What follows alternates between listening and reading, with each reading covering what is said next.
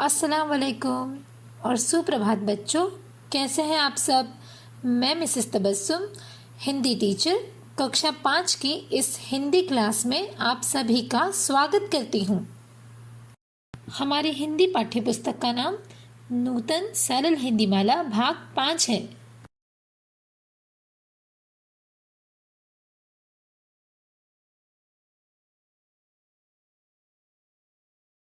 बच्चों, आप सबको त्योहार यानी फेस्टिवल्स तो बहुत पसंद है ना।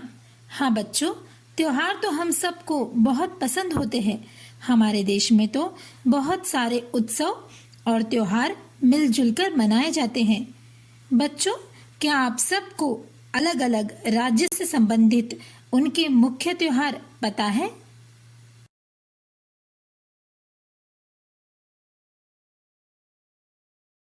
जैसे तमिलनाडु राज्य में पोंगल मनाया जाता है।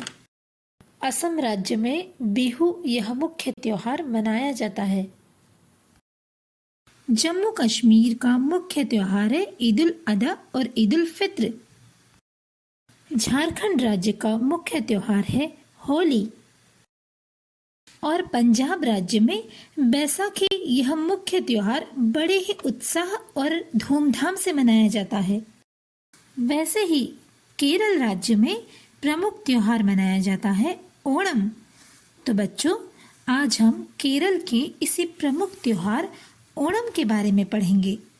आप सभी अपनी पाठ्य पुस्तक का पेज नंबर 23 यानी 23 देखिए। पाठ 3 ओणम। अच्छा बच्चों, अब हम पाठ का वाचन करते हुए उसका स्पष्टीकरण करेंगे। तो बच्चों, अब आप अपनी पाठ्य पुस्तक का पेज नंबर 23 यानी 23 देखिए। बच्चों, हमारे देश को त्योहारों का देश कहा जाता है क्योंकि यहाँ वर्ष भर त्योहारों की धूम मची रहती है।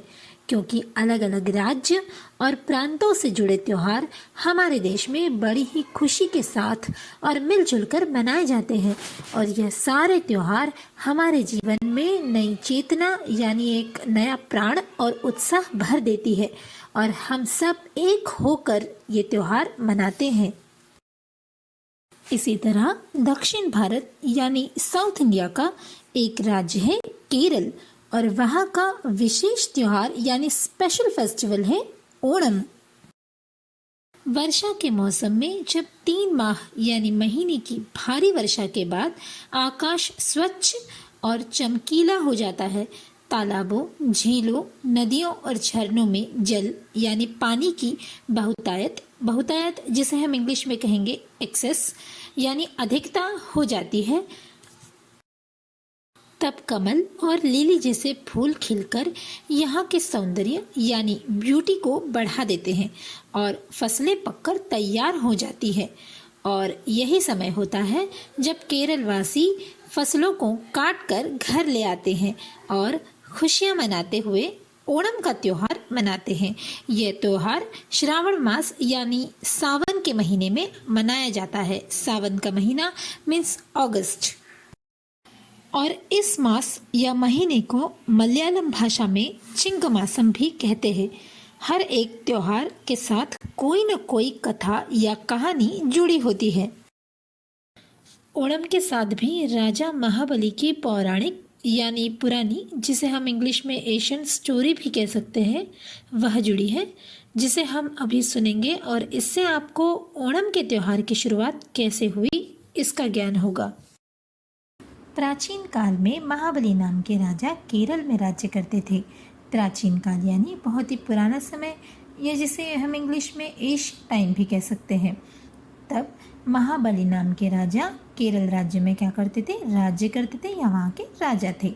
अब उनके राज्य में चारों ओर सुख और समृद्धि फैली थी।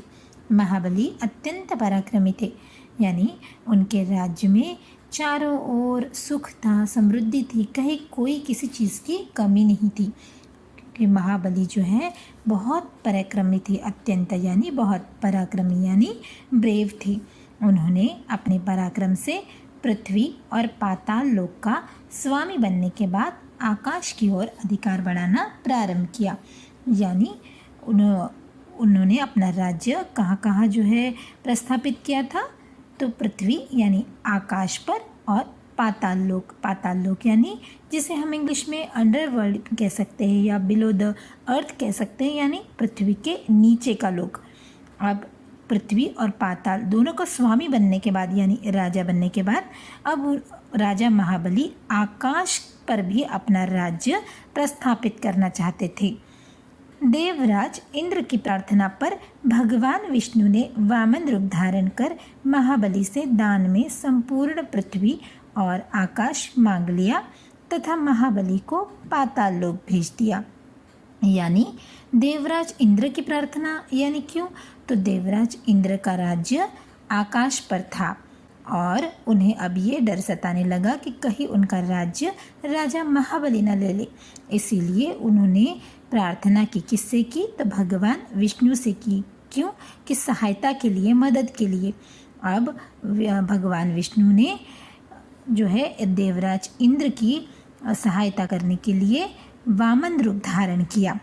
वामन रूप यानी छोटा कद जिसे हम कह सकते हैं, या इंग्लिश में जिसे ड्वार्फ भी कह सकते हैं। और उन्होंने यह रूप धारण कर महाबली की राज्य में वो गए और दान में उन्होंने उनका पूरा राज्य यानी जो पृथ्वी पर था वो और आकाश पर का भी पूरा राज्य उन्होंने मांग लिया तथा यानी महाबली को पाताल लोक भेज दिया। उन्होंने उन्हें कहाँ का राज्य दे दिया, तो पाताल का, पृथ्वी के नीचे वाला जो राज्य था वो उन्होंने महाबली को दे दिया। अब राजा महाबली की प्रार्थना पर प्रसन्न होकर भगवान विष्णु ने उन्हें वर्ष में एक बार पृथ्वी पर अपने राज्य में आने का आशीर्वाद दिया।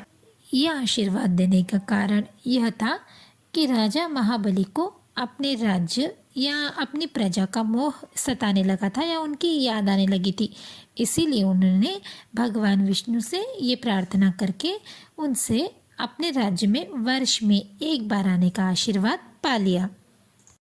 केरल वासियों का यह विश्वास है कि प्रत्येक वर्ष महाबली तिरुओणम के दिन केरल राज्य में आते हैं। इस दिन महिलाएं उनके स्वागत के लिए अपने घरों के प्रवेश द्वार यानी एंट्रेंस विभिन्न प्रकार से सजाती हैं और रात्रि में दीपक भी जलाती हैं। बच्चों, यहाँ तक आपको पाठ समझ में आ गया होगा। आगे का स्पष्टीकरण यानी एक्सप्लेनेशन हम पाठ के दूसरे भाग में यानी पार्ट में देखेंगे।